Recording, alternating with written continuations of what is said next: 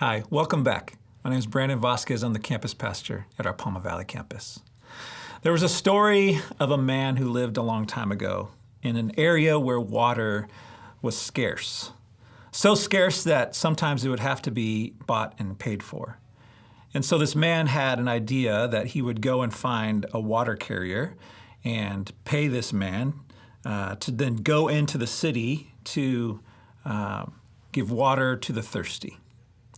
And so he thought that maybe this act would bring a blessing on his family.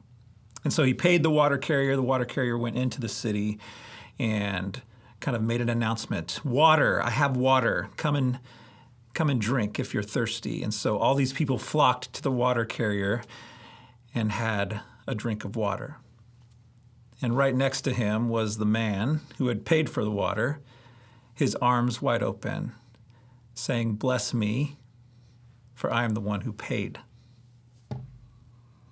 In Matthew 6:1, Jesus says this, "Be careful not to practice your righteousness in front of others to be seen by them.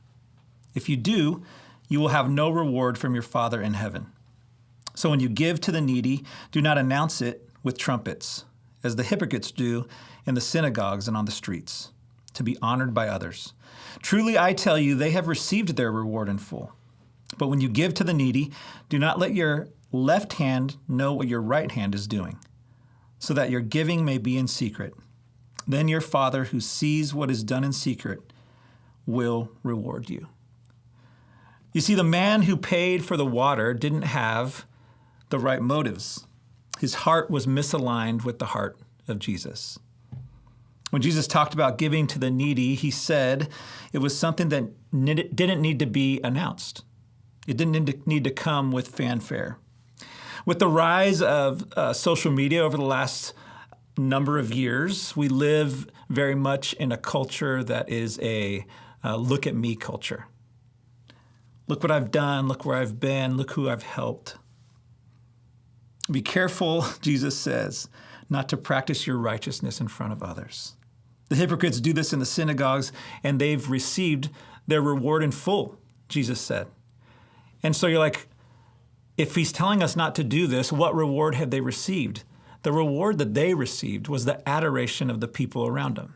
They received the likes. They received the pat on the back. They received someone saying, "You did a good thing." What this ultimately comes down to for us, though, is it's a heart check. When you're doing something good for others, do you need that to be seen? Do you need someone to notice that? Do you make sure that someone notices that? Where is your heart in it?